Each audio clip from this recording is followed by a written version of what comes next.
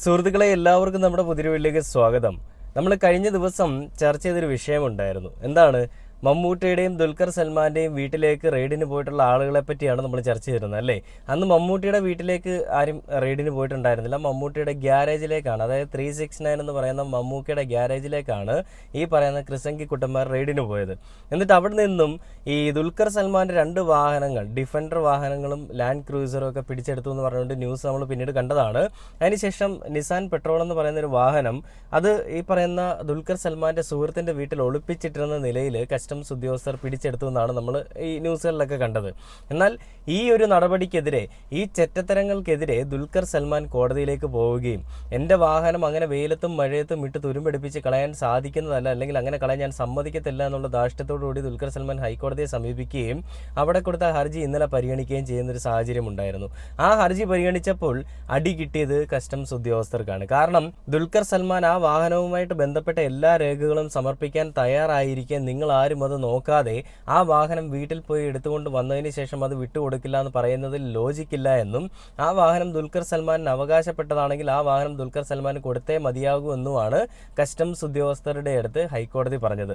ബഹുമാന്യനായ, ആദരണീയനായ, നമ്മളെല്ലാവരും അങ്ങേയറ്റം ബഹുമാനം കൊടുക്കുന്ന നമ്മുടെ ഹൈക്കോടതി വിധി വളരെ സ്വാഗതാർഹമായിട്ടുള്ളതായിരുന്നു. നമ്മൾ പലപ്പോഴും പറഞ്ഞു, ഈ സംഘിക്കുട്ടന്മാരുടെ ഏറ്റവും വലിയ പ്രശ്നം ഹിന്ദുക്കൾ മാത്രം, ഒരു ഹിന്ദു രാഷ്ട്രമുണ്ടായാൽ മതി, ഹിന്ദുക്കളും കാവിക്കളസവും മാത്രം ഇവിടെ മതി, അതിനിടയിൽ പച്ചയോ മഞ്ഞയായിട്ടുള്ള കൊടികളൊന്നും വേണ്ട എന്നാണ് ഇവരുടെ ഒരു ധാർഷ്ട്യം. ആ ഒരു ധാർഷ്ട്യത്തിൻ്റെ പുറത്ത് തന്നെയാണ് മമ്മൂട്ടി, അതായത് മുഹമ്മദ് കുട്ടി എന്ന് പറയുന്ന മമ്മൂക്കയെ ഇവർ പെടുത്താൻ ശ്രമിച്ചത്. ആ മമ്മൂക്കയുടെ പേരും മതവും ഒക്കെ തന്നെയായിരുന്നു ഇവരുടെ പ്രശ്നം. ആ മുഹമ്മദ് കുട്ടി എന്നുള്ളൊരു പേരിൽ ആ വാഹനങ്ങൾ പിടിച്ചെടുക്കാൻ വേണ്ടി പോയത് അത് മമ്മൂട്ടിയെ പിടിച്ചകത്തിടാൻ, അല്ലെങ്കിൽ മമ്മൂട്ടിയെ കുറ്റവാളിയാക്കി ചിത്രീകരിക്കാൻ വേണ്ടി തന്നെയായിരുന്നു. മോഹൻലാലിന് ഫാൽക്കെ അവാർഡ് കൊടുക്കുകയും മമ്മൂട്ടിയെ പിടിച്ചകത്തിടുക എന്നുള്ളൊരു ലക്ഷ്യമായിരുന്നു ഇവർക്കുണ്ടായിരുന്നത്. മോഹൻലാൽ പിന്നെ എന്ത് കിട്ടിയാലും ഓക്കെയാണ്, അല്ലെങ്കിൽ പണത്തിന് വേണ്ടി എന്തും ചെയ്യും എന്നുള്ള രീതിയിലേക്ക് മാറിയതായിരിക്കണം ഒരുപക്ഷെ മമ്മൂട്ടി ഈ രീതിയിലേക്ക് മാറാത്തതുമായിരിക്കണം ഒരുപക്ഷെ ഈ സംഘികളുടെ ഉള്ളിലെ ഏറ്റവും വലിയ ദേഷ്യം. മോഹൻലാൽ ഒരു വാക്ക് പോലും ഇതിനെപ്പറ്റി മിണ്ടിയില്ലല്ലോ. പലപ്പോഴും ഇച്ചാക്കയാണ് എൻ്റെ വലുതാണ്, ഇച്ചാക്ക ഉമ്മ എന്നൊക്കെ പറഞ്ഞുകൊണ്ട് വലിയ പ്രദർശനങ്ങൾ നടത്തുന്ന മോഹൻലാൽ, നിങ്ങളുടെ ഉള്ളിൽ സ്നേഹമൊക്കെ കാണും, പക്ഷേ ഒരു അവാർഡ് കിട്ടി, ഇനി നിങ്ങൾ ആ പ്രകടനം അല്ലെങ്കിൽ നിങ്ങൾ ഇതിന് എതിരെ എന്തെങ്കിലും സംസാരിച്ചാൽ ആ കിട്ടിയ ഫാൽക്കെ അവാർഡ് അവന്മാർ തിരിച്ചെടുത്തുകൊണ്ട് എന്നുള്ളൊരു പേടിയായിരിക്കാം. എന്ത് തന്നെയാണെങ്കിലും മമ്മൂട്ടി ആരുടെയും മുൻപിൽ അടിയറവ് വെക്കുന്ന, അല്ലെങ്കിൽ മമ്മൂട്ടിയുടെ മകനും ആരുടെയും മുൻപിൽ അടിയറവ് വെക്കുന്ന, ഓച്ചാനിച്ച് നിൽക്കുന്ന വ്യക്തി അല്ല എന്നുള്ളത് നമുക്കറിയാം. ഈ ഒരു പ്രശ്നങ്ങൾ ഇത്രയും വന്നിട്ട് പോലും മമ്മൂക്ക എന്ന് പറയുന്ന ഒരു മനുഷ്യൻ ഇതുവരെയും അതിനെപ്പറ്റി ഒരു വാക്ക് പോലും മിണ്ടിയിട്ടില്ല. കാരണം ഇത് പറയേണ്ട കാര്യങ്ങളില്ല എന്നുള്ളത് അദ്ദേഹത്തിന് നന്നായിട്ട് അറിയാം. അതുകൊണ്ട് തന്നെ ആയിരിക്കണം അദ്ദേഹം അതിനെപ്പറ്റി ഒന്നും മിണ്ടാതിരിക്കുന്നതും ഈ വിഷയങ്ങൾ ഈ രീതിയിലേക്ക് നടന്നു പോയിക്കൊണ്ടിരിക്കുന്നതും. അപ്പോൾ ഇന്ന് നമ്മൾ നേരത്തെയും പറയുകയുണ്ടായി മമ്മൂട്ടിയുടെ വീട്ടിലേക്ക് റെയ്ഡിന് പോയിട്ടുണ്ടെന്നുള്ളത്. എന്നാൽ ഇന്ന് അത് വീണ്ടും പ്രാവർത്തികമാക്കിയിരിക്കുകയാണ്. ഇന്നലെ കസ്റ്റംസിന് ഏറ്റവും വലിയൊരു തിരിച്ചടി, അതിനെന്തെങ്കിലും നികത്തണ്ടേ, അതിനെന്തെങ്കിലും മുഖം രക്ഷിക്കാനായിട്ട് പരിപാടി ചെയ്യണ്ടേ, അതിന് വേണ്ടിയിട്ട് ED അങ്ങോട്ട് പറഞ്ഞു വിട്ടിട്ടുണ്ട്. അതായത് ഇവരെപ്പറ്റി എന്തെങ്കിലും പറഞ്ഞു കഴിഞ്ഞാൽ, അല്ലെങ്കിൽ ഇവർക്കെതിരെ എന്തെങ്കിലും സംസാരിച്ച് കഴിഞ്ഞാൽ അടുത്ത പരിപാടി എന്ന് പറഞ്ഞാൽ EDയെ വീട്ടിലേക്ക് തള്ളി കയറ്റി വിടും. നമുക്കറിയാം പൃഥ്വിരാജിൻ്റെയും വേടൻ്റെയൊക്കെ വിഷയങ്ങളിൽ പൃഥ്വിരാജ് ഈ പറയുന്ന EDക്ക് എതിരെ സംസാരിച്ചതുകൊണ്ടാണ് പൃഥ്വിരാജിൻ്റെ വീട്ടിൽ റെയ്ഡ് പോയത്. ഈ എമ്പുരാൻ സിനിമ വന്നപ്പോൾ, അതായത് ഈ സാമ്പത്തിക തട്ടിപ്പെന്നൊക്കെ പറഞ്ഞുകൊണ്ട് വലിയ റെയ്ഡ് പോയി. എന്നാൽ ഈ EDക്കെതിരെ സംസാരിച്ച വേടനെതിരെയും വലിയ രീതിയിലുള്ള അക്രമം ഈ പറയുന്ന സംഘിക്കുട്ടന്മാർ അഴിച്ചുവിടുന്ന ഒരു സാഹചര്യം നമ്മൾ കാണാനിടയുണ്ടായി. അപ്പോൾ EDയും കസ്റ്റംസും തമ്മിലുള്ള വ്യത്യാസം എന്താണ്? രണ്ടുപേരും പ്രഥമ ദൃഷ്ടിയാൽ ഒരു പാർട്ടിയുടെ അല്ലെങ്കിൽ ഒരു സംഘിക്കുട്ടന്മാരുടെ അടിയിലാണ് വരുന്നതെന്നുണ്ടെങ്കിലും ഇവരുടെ രണ്ടുപേരുടെയും കർത്തവ്യം രണ്ടാണ്. കസ്റ്റംസ് ഉദ്യോഗസ്ഥർ ഇറക്കുമതി കയറ്റുമതി ചുങ്കം പിരിക്കുക, കസ്റ്റംസ് ടാക്സ് പിരിക്കുക എന്നുള്ളതാണ് അവരുടെ ഉദ്ദേശം. എന്നാൽ ഈ പറയുന്ന EDയുടെ ഉദ്ദേശം എന്താണ്? ഈ ക്യാഷുമായിട്ട് ബന്ധപ്പെട്ട് എന്ത് ക്രമക്കേടുകൾ ഉണ്ടായാലും അത് അന്വേഷിച്ച് കണ്ടെത്തുക എന്നുള്ളതാണ് ഇവരുടെ ഒരു നിലപാട്, അല്ലെങ്കിൽ ഇവരുടെ ഒരു ഡ്യൂട്ടി എന്ന് പറഞ്ഞാൽ. അതിൻ്റെ ഫലമായിട്ടാണ് ഇപ്പോൾ ED അങ്ങോട്ട് തള്ളിക്കയറ്റി വിട്ടിരിക്കുന്നത്. അതായത് ഭൂട്ടാനിൽ നിന്നും വാഹനം കടത്തിക്കൊണ്ട് വന്ന് മമ്മൂക്ക എന്ന് പറയുന്ന ആ നടൻ്റെയിൽ വാഹനം കൊടുത്ത് ആ വാഹനം മമ്മൂട്ടിയുടെ ഗ്യാരേജിൽ ഒളിപ്പിച്ചിട്ടു. അതായത് ഒരുപാട് വാഹനങ്ങൾക്കിടയിൽ മമ്മൂട്ടിയുടെ വാഹനം ഒളിപ്പിച്ചിട്ടു, അല്ലെങ്കിൽ ഈ കൊണ്ടുവന്ന വാഹനം ഒളിപ്പിച്ചിട്ടു. അതിനുശേഷം ഇവരുടെ സാമ്പത്തിക ഇടപാടുകളിൽ ക്രമക്കേടുണ്ടെന്നുള്ളത് വരുത്തി തീർക്കാനായിട്ട് രാവിലെ 6:30 എന്തോ കെട്ടും കിടക്കെ എടുത്തുകൊണ്ട് പോയതാണ് മമ്മൂട്ടിയുടെയും ദുൽഖറിൻ്റെ വീട്ടിലേക്ക്. ദുൽഖറിൻ്റെ 3 വീട്ടിലും മമ്മൂട്ടിയുടെ വീടുകളിലും എല്ലാം റെയ്ഡ് നടന്നുകൊണ്ടിരിക്കുകയാണ്. ഇപ്പോൾ ന്യൂസുകളിലൊക്കെ വരുന്നത് മമ്മൂട്ടിയുടെ വീട്ടിൽ ED റെയ്ഡ്. ഈ പറയുന്ന ഭൂട്ടാനിലെ വാഹനക്കടത്തുമായിട്ട് ബന്ധപ്പെട്ട ഈ സാമ്പത്തിക തട്ടിപ്പുകളിൽ ദുൽഖർ സൽമാൻ പ്രതിയാണ് എന്നുള്ള രീതിയിലാണ് ED ഈ പരിപാടിയായിട്ട് ഇറങ്ങിയിരിക്കുന്നത്. അതായത് ഇവർക്കെതിരെ എന്തെങ്കിലും പറഞ്ഞു കഴിഞ്ഞാൽ യുവമാർ കാണിക്കുന്ന ഏറ്റവും വലിയ അങ്ങേയറ്റത്തെ ചെറ്റത്തരമാണ് ഈ പറയുന്ന ED ഇറക്കി കളിക്കുക, അല്ലെങ്കിൽ ഈ പറയുന്ന കസ്റ്റംസ് ഉദ്യോഗസ്ഥരെ ഇറക്കി കളിക്കുക, അല്ലെ അവരുടെ കൂട്ടത്തിലുള്ള മറ്റാരെങ്കിലും സേന വരെ വേണമെങ്കിൽ ഇറക്കാം. നമ്മളിവിടെ ഇപ്പോഴും ശ്രദ്ധിക്കേണ്ട ഒരു കാര്യം, ഇതുവരെയും കമാന്നൊരക്ഷരം മോഹൻലാൽ മിണ്ടിയിട്ടില്ല എന്നുള്ളതാണ്. അപ്പോൾ നമുക്ക് ഇതുമായിട്ട് സംബന്ധിച്ച്, അല്ലെ ഇതുമായിട്ട് ബന്ധപ്പെട്ട എന്താണ് വാർത്തയിൽ വന്നിരിക്കുന്നത് കണ്ടു നോക്കാം. ഭൂട്ടാൻ വാഹനക്കടത്ത് ദുൽഖർ സൽമാന്റെ വീട്ടിൽ ED റെയ്ഡ്, മമ്മൂട്ടിയുടെ വീട്ടിലും റെയ്ഡ് നടക്കുന്നു എന്ന് പറഞ്ഞുകൊണ്ടാണ് റിപ്പോർട്ടർ ചാനൽ ഈ വാർത്ത പ്രസിദ്ധീകരിച്ചിരിക്കുന്നത്. നമുക്ക് ആ വാർത്ത കണ്ടിട്ട് ബാക്കി വീഡിയോയിലേക്ക് വരാം. ഭൂട്ടാൻ വാഹനക്കടത്തുമായി ബന്ധപ്പെട്ടുകൊണ്ട് ദുൽഖർ സൽമാന്റെ വീട്ടിലടക്കം ED raid. Reporter first on reporter big breaking. Dulquer സൽമാന്റെ വീട്ടിലടക്കം ED റെയ്ഡ്. 17 ഇടങ്ങളിലാണ് റെയ്ഡ്. ദുൽഖർ സൽമാന്റെ 3 വീടുകളിലും മമ്മൂട്ടിയുടെ വീട്ടിലും അടക്കം പരിശോധന നടത്തുന്നു എൻഫോഴ്സ്മെന്റ് ഡയറക്ടറേറ്റ് ED. ഈ ഓപ്പറേഷൻ നംഖൂറുമായി ബന്ധപ്പെട്ട് EDയുടെ പരിശോധനയാണ് ഇപ്പോൾ നടക്കുന്നത്. നേരത്തെ കസ്റ്റംസ് ആണ് ഈ വിഷയത്തിൽ ഇടപെട്ടത്. കസ്റ്റംസ് വന്നപ്പോൾ തന്നെ അതിന് പിന്നാലെ EDയും വരാനുള്ള സാധ്യതയുണ്ട് എന്ന് നമ്മൾ കരുതിയിരുന്നതാണ്. ഈ വിഷയത്തിൽ ഇന്നലെ കസ്റ്റംസിന് പ്രാഥമികമായ ഒരു തിരിച്ചടി നേരിട്ടു. ദുൽഖർ സൽമാന്റെ പിടിച്ചെടുത്ത വാഹനം ഒരാഴ്ചക്കുള്ളിൽ തിരിച്ചു കൊടുക്കണം, അതല്ലെങ്കിൽ അതിന്റെ ശക്തമായ കാരണം ബോധിപ്പിക്കണമെന്നാണ് ഇന്നലെ ഹൈക്കോടതി ഉത്തരവിട്ടത്. അതിന് തൊട്ടു പിന്നാലെ ഇപ്പോൾ ദുൽഖർ സൽമാന്റെ വീട്ടിൽ, മമ്മൂട്ടിയുടെ വീട്ടിലും ED റെയ്ഡ് നടക്കുകയാണ് ഭൂട്ടാൻ വാഹനക്കടത്തുമായി ബന്ധപ്പെട്ട്. ശരണുണ്ട്. ശരൺ, ഇന്നലെ ഹൈക്കോടതിയിൽ നിന്നൊരു തിരിച്ചടി നേരിട്ടതിന് തൊട്ടു പിന്നാലെ കസ്റ്റംസിന് തൊട്ടു പിന്നാലെ ED കൂടി എത്തുകയാണ്. എന്താണ് സംഭവിക്കുന്നത് Sharan? Good morning. Good morning Arunkumar. എന്തായാലും വളരെ പ്രധാനപ്പെട്ട വിവരമാണ്. നേരത്തെ കസ്റ്റംസിന്റെ അന്വേഷണം നടക്കുന്നതിനിടയിലാണ് എൻഫോഴ്സ്മെന്റ് ഡയറക്ടറേറ്റ് കൂടി ഇത് സംബന്ധിച്ച് പ്രാഥമിക അന്വേഷണം ആരംഭിച്ചിരുന്നത്. ആ പ്രാഥമിക അന്വേഷണത്തിന്റെ ഭാഗമായിട്ടാണ് ഇപ്പോൾ റെയ്ഡുകൾ നടക്കുന്നതെന്നുള്ളതാണ് നമുക്ക് മനസ്സിലാക്കാൻ കഴിഞ്ഞിരിക്കുന്നത്.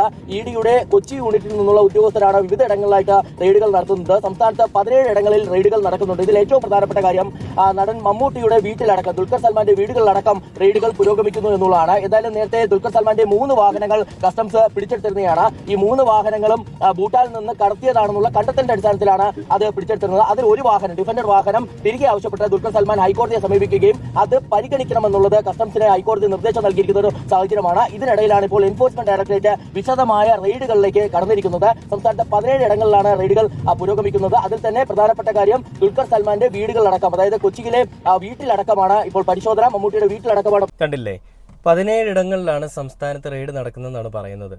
ഈ 17 ഇടം എന്ന് പറയുന്നതിൽ ബാക്കി 15 അല്ലെങ്കിൽ 16 ഇടം എന്ന് പറയുന്നത് മറ്റുള്ള സ്ഥലങ്ങളാണ്. അതിനെപ്പറ്റി കൂടുതൽ വാർത്തകൾ വരില്ല. അത് നമുക്ക് പ്രതീക്ഷിക്കാം, അല്ലെങ്കിൽ നമുക്ക് ഉറപ്പാണ്. ഇതിലാകെ വരാൻ പോകുന്നത് ആ ഒരു സ്ഥലത്തെ പറ്റിയാണ്. ഏത് സ്ഥലം?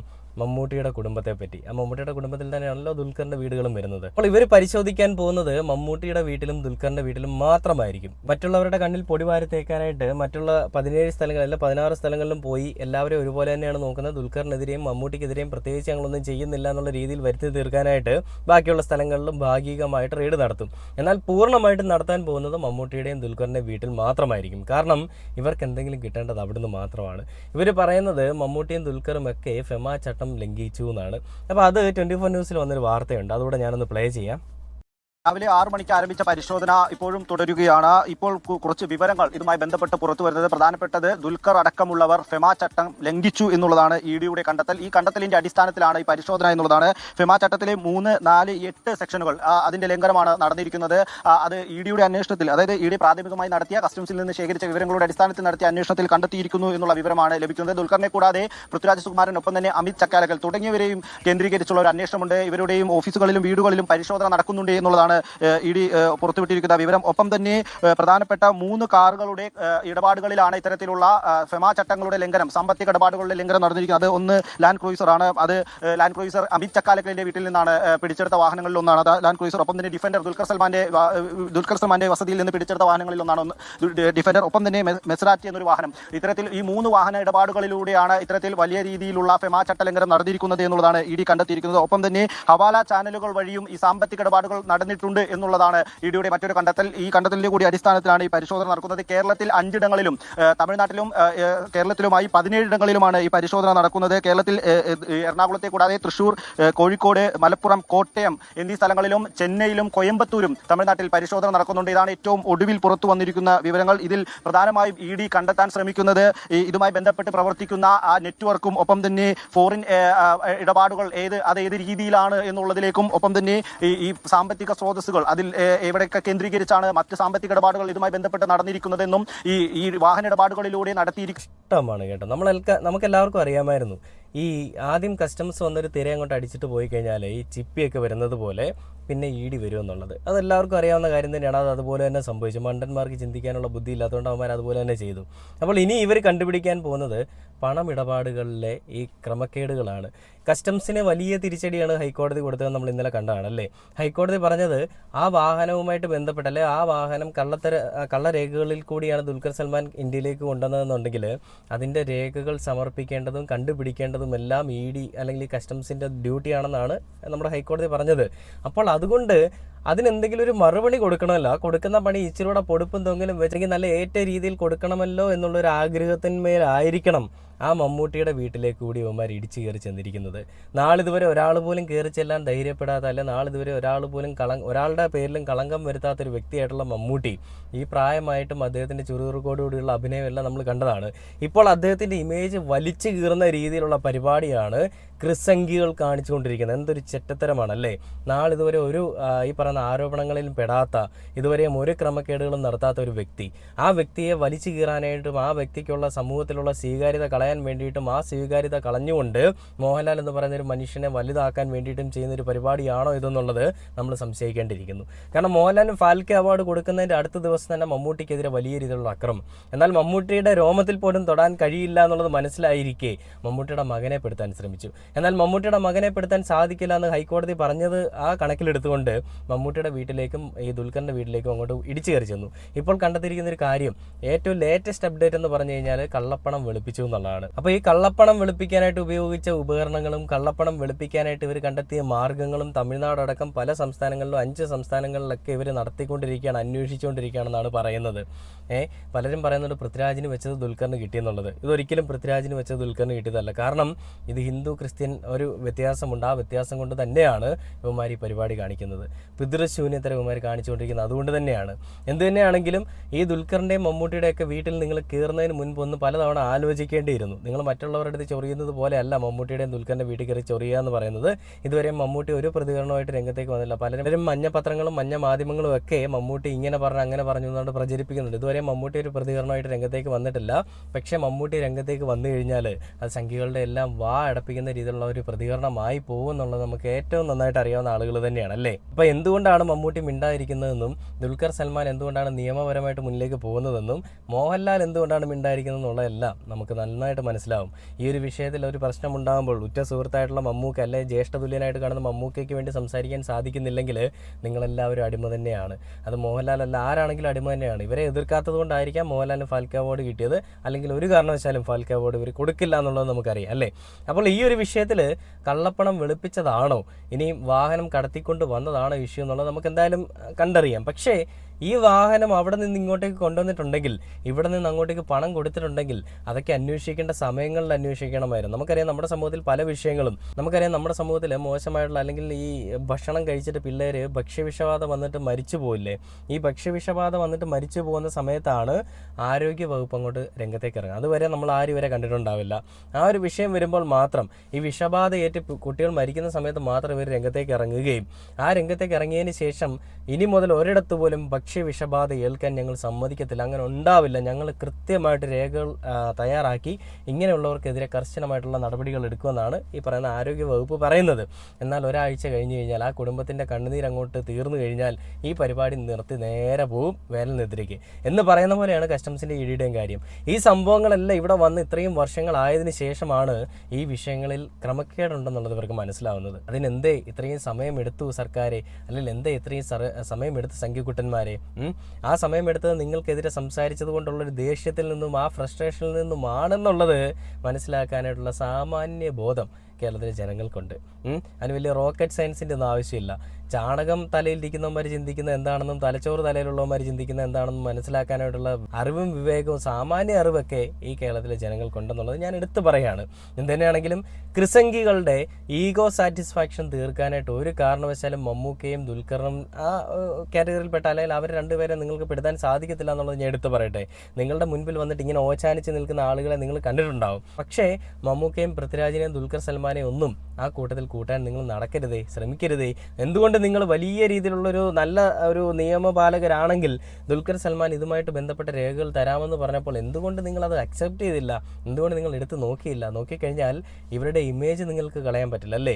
ഇവർക്കെതിരെ മമ്മൂട്ടിയുടെ വീട്ടിൽ റെയ്ഡ് അല്ലെങ്കിൽ ദുൽഖറിൻ്റെ വീട്ടിൽ റെയ്ഡ് എന്ന് പറയുമ്പോൾ അത് സ്വാഭാവികമായിട്ടും വലിയ രീതിയിലുള്ള പ്രശ്നങ്ങൾ അല്ലെ വലിയ രീതിയിലുള്ള ചർച്ചാ വിഷയങ്ങളിലേക്ക് പോകുന്നുള്ളത് നന്നായിട്ട് അറിയാവുന്നത് കൊണ്ട് തന്നെയാണ് ആ ഒരു പേരെടുത്തിരിക്കുന്നത്. ആ പേര് ഉപയോഗിക്കുമ്പോൾ ആ പേരിൽ കൂടി വരാൻ പോകുന്ന വലിയ കോൺസിക്വൻസസ് നല്ല രീതിയിൽ അറിയാം. എന്നിട്ടും ഈ പരിപാടി കാണിക്കാനായിട്ട് ഇവർ മുന്നിലേക്ക് നിന്നിട്ടുണ്ടെങ്കിൽ ഇതിനുള്ള ഒരു മറുപടിയുമായിട്ട് മമ്മൂക്കയും മമ്മൂക്കയുടെ മകനും എല്ലാം രംഗത്തേക്ക് വരുമെന്നുള്ളത് നമുക്ക് നന്നായിട്ട് അറിയാം. അതെന്തായാലും ആ രീതിയിൽ തന്നെ നടക്കട്ടെ എന്ന് ഞാൻ പറയുകയാണ്.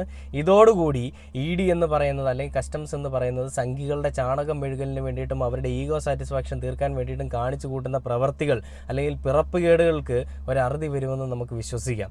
ഇത് പറഞ്ഞുകൊണ്ട് ഇനി നമുക്ക് അടുത്ത എന്താണെന്നുള്ള അടുത്ത വീഡിയോയിൽ നമുക്ക് ചർച്ച ചെയ്യാം. അപ്പോൾ ഇത്രയുള്ള ഒരു വീഡിയോ. എന്തുതന്നെയാണെങ്കിലും സംഘികളുടെ ഏറ്റവും വലിയ മെഴുകലിനും സംഘികളുടെ ഈ പറയുന്ന പിറപ്പുകേടുകൾക്കുമെല്ലാം ഒരു മറുപടിയുമായിട്ട് മമ്മൂക്കയും ദുൽഖർ സൽമാനും നിയമപരമായിട്ട് തന്നെ മുന്നിലേക്ക് പോകട്ടെ എന്ന് പറഞ്ഞുകൊണ്ട് ഈ ഒരു വീഡിയോയുടെ അവസാനിക്കുകയാണ്.